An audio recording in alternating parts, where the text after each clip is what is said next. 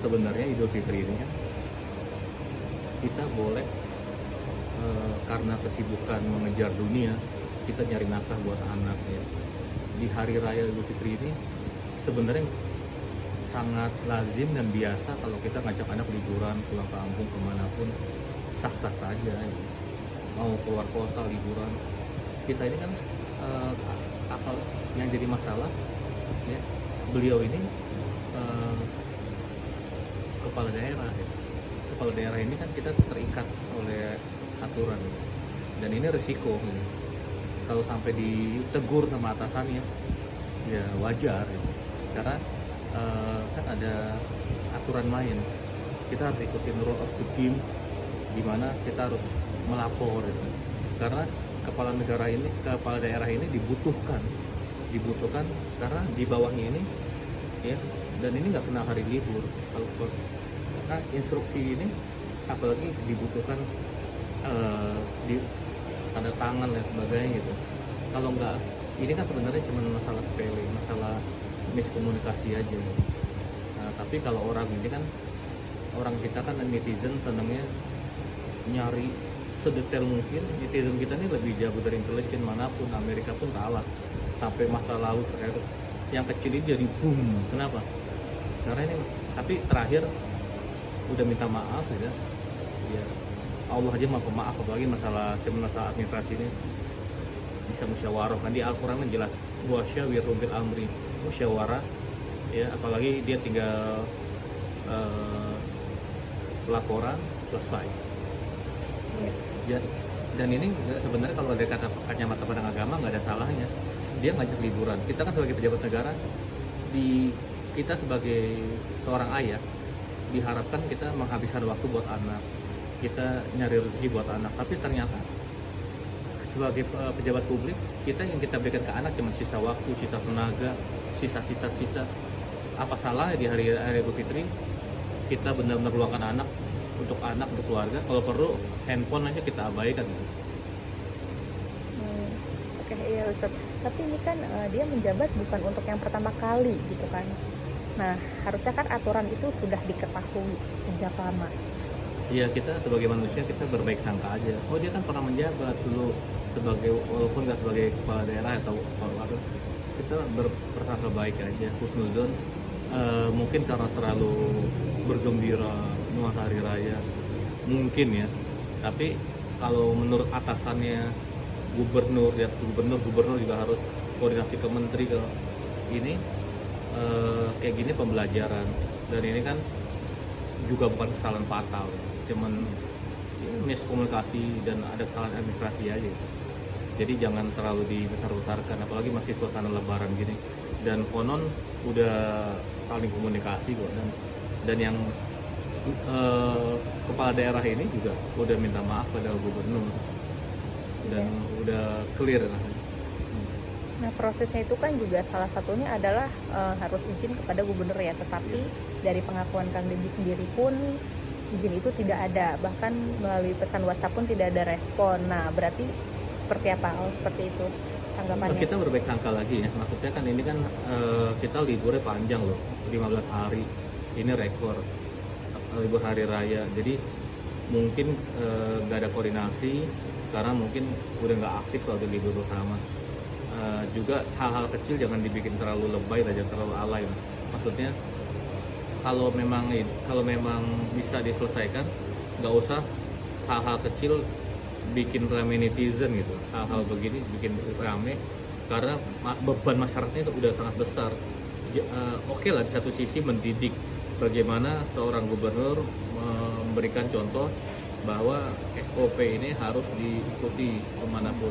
Tapi satu sisi jangan hal-hal yang, kalau kita kan senangnya yang kecil dibesarkan, yang besar malah dianggap sepele. Nah, ini jangan sampai ini terjadi lagi deh. Apalagi kita sebagai kepala daerah, sebagai kepala pemerintahan, kita ini teladan, kita ini dari hal kecil apapun disorot. Nah, jadi yang disorot juga jangan marah. Ini kritik ini kan membangun ya. Malah kita jangan senang dipuji. Pujian ini membuat kita besar kepala, kita nggak sadar kelemahan kita. Mudah-mudahan dengan berbesar hati udah mengaku kesalahan, nggak akan terulang lagi di kemudian hari. Kepala daerah manapun itu, baik liburan Lebaran, liburan Natal, atau kalau keluar negeri, atau ke lapor, minimal tahu keberadaannya. Toh apa susahnya ngelapor, kan nggak ada masalah hukum, nggak ada masalah. Yang ada masalah hukum aja, ngumpet aja kadang-kadang masih ngabarin temennya, atasannya. Ini apalagi cuman ngajak keluarga kita merayakan hari kemenangan, nggak ada salahnya sama sekali. Ya, tapi kan kembali lagi sebagai pejabat itu kan harusnya di saat hari-hari penting seperti itu ya, silaturahmi mungkin kepada masyarakat, memantau wilayah situasi gitu kan. Nah, itu yang paling jadi masyarakat ini kan kapan lagi dia bisa, seorang presiden aja, Prabowo aja membuka lebar-lebar pintu istana biar masyarakat bisa bersilaturahmi, open house, bahkan orang-orang ya teman-teman difabel ya, teman-teman Gojek teman-teman ojol, semua membaur. Nah ini kan udah kasih contoh, harusnya ke bawah ini ayo presiden ngasih contoh. Kalau bisa, wah saya tapi nggak ada waktu sama keluarga, lah itu resiko anda nih sebagai kepala. Memang kalau resiko sebagai pejabat kita harus mengorbankan waktu, tenaga, pikiran. Toh anda kan digaji sama rakyat, mereka cuma mau silaturahmi, kok nggak ada gitu. Kecuali diganti lain hari atau lebih awal mengasih informasi, mungkin nggak akan ada gejolak seperti ini. Ini masalah sepele, tapi orang yang mau silaturahmi jadi kecewa kan dari mana-mana, dari pelosok-pelosok. Itu aja mungkin masalahnya. Mungkin selain meminta maaf, seperti apa akankah diberi sanksi lebih baik supaya hal-hal seperti ini tidak menjadi Karena ini pelanggaran ringan ya, dan ini cuma ada miskomunikasi aja. Jadi cukup dengan permintaan maaf, itu udah gentle. Minta maaf itu berat loh, karena kita menekan ego, apalagi sebagai kepala daerah. Dia udah memberikan contoh minta maaf, Allah aja maaf, maka kita nggak memaafkan. Jadi mudah-mudahan ke depan karena masyarakat jarang-jarang silaturahmi, ayolah kalau lebaran, kalau mengajak keluarga, minimal ya, sebelum kita curi-curi waktu sebelum hari raya atau setelah hari raya. Hari raya ini kalau konsekuensi kita, resiko kita sebagai pejabat, bukalah itu, karena mereka nggak minta apa-apa kok, berjabat tangan, foto bareng, silaturahmi udah seneng, udah nggak ternilai. Itu aja. Berarti ini bisa dibilang ditoleransi ya, dapat ditoleransi ya. Iya, kan kita masih bisa membedakan, kecuali dia korupsi, merugikan uang, merugikan rakyat, ada kasus-kasus dulu sampai bansos saja di ini udah fatal. Kalau ini kan sebenarnya nggak usah sampai blow up di media, karena kan memang karena kebetulan gubernurnya juga penggiat medsos, juga pengikutnya banyak, juga YouTube-nya juga diikuti jutaan bahkan puluhan juta, ya ini jadi besar. Itu aja masalahnya. Ustadz, tapi menurut Ustadz dengan aturan seperti ini perlu direvisi gak sih untuk mungkin mempermudah perjalanan orang yang ke luar negeri?